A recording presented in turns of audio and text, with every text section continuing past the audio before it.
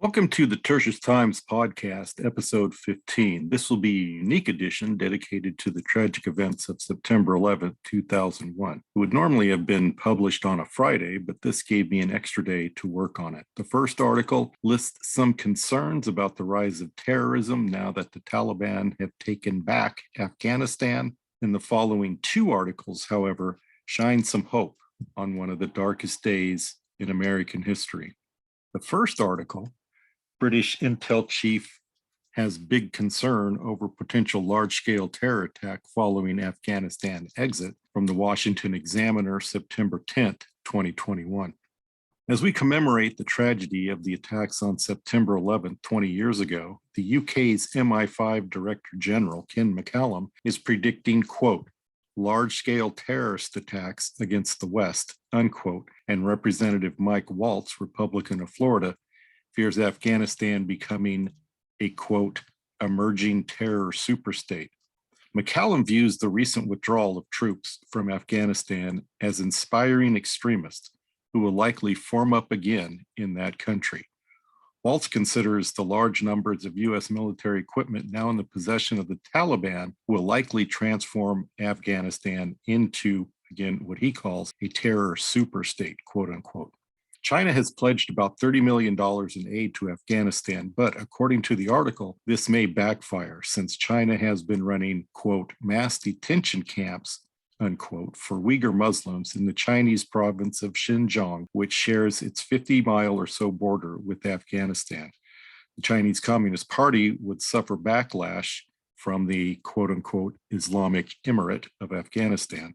Ironically, although the Taliban decries foreign terrorist organizations such as ISIS or Daesh and Al-Qaeda, its interior ministry is being led by Sirajuddin Haqqani, leader of the infamous Haqqani terrorist network, and it has promised China it will, quote, completely cut off ties, unquote, with the East Turkestan Islamic Movement, or ETIM. East Turkestan is what Uyghurs call the Xinjiang province. Pray for the Taliban that they would, despite previous examples to the contrary, abide by their pledge to not allow terrorist elements such as ISIS or Al-Qaeda for reforming within its border and to use the country as a base of terrorist operations against Western democracies. Pray for those whose roles involve detecting and preventing terrorist attacks, that they would be given the insight to keep us all safe. Pray again for the Uyghurs, that they may be freed from the Chinese abuses imposed upon them.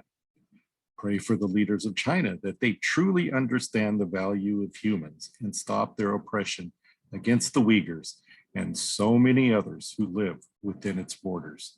Some closure is being offered to the loved ones of two victims of the 9/11 attacks. According to WABC New York on September 10th, 2021, quote, two new identifications of victims of the September 11th attack just days before the city marks 20 years since the tragedy, unquote. The article names Dorothy Morgan, only 47 at the time of the attack, and a man unnamed by family request as the latest two people to be identified using DNA analysis. Dorothy's daughter, Nakia, held a celebration service for her mother months after 9/11 instead of a funeral, which she refused to call it, according to the article. There are still 40% or 1,106 victims who are not yet identified, but those involved in the, quote, largest and most complex forensic investigation in the history of the United States, unquote, are not giving up. Pray for those who have not been given the final status of their loved ones, that they may be given peace and that they may find some encouragement in the work being done to identify every last victim of the attacks. Pray that they would also be given that closure that they so desperately need. Pray for those who have had their loved ones lost in the attack. Pray for those investigating the remains, that they may be given the continuing wisdom and ability to identify even more difficult forensic cases. This final story focuses on Jim Jenkins, a Navy chaplain who arrived 2 days after the attacks of September 11, 2001. According to the article, Chaplain, who ministered to hundreds of families at Ground Zero, reflects on God's faithfulness. Christian Post, September 10th, 2021. He describes what he saw as, quote, footage of Berlin after the bombing.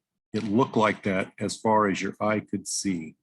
The TV couldn't give you a sense of the scope of the massive debris field. It was so intense, so sobering, unquote.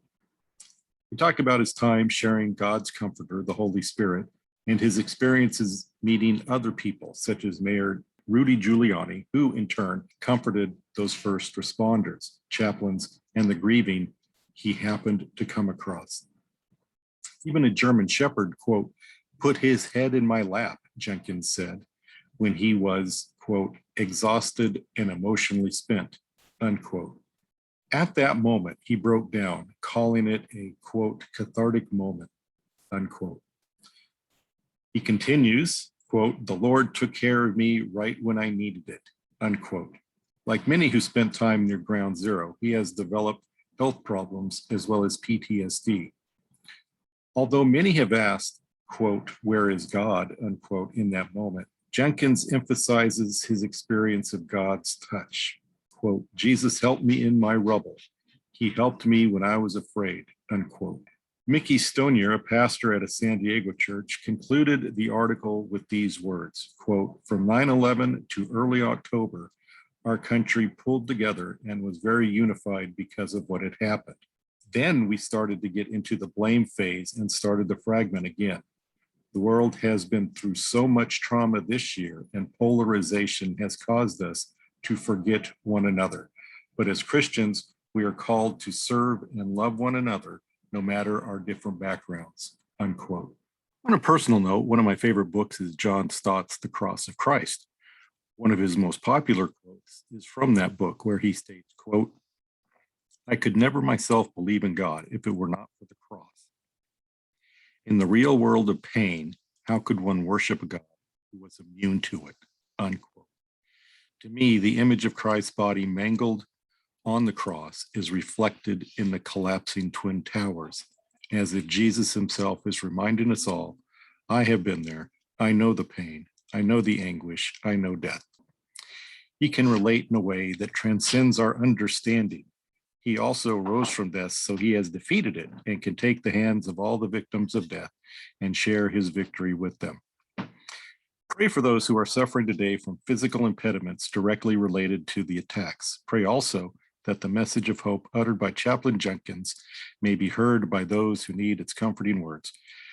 And pray that we all see the cross as God's empathy, not aloofness to our pain. Thank you for listening, and I'll see you next time.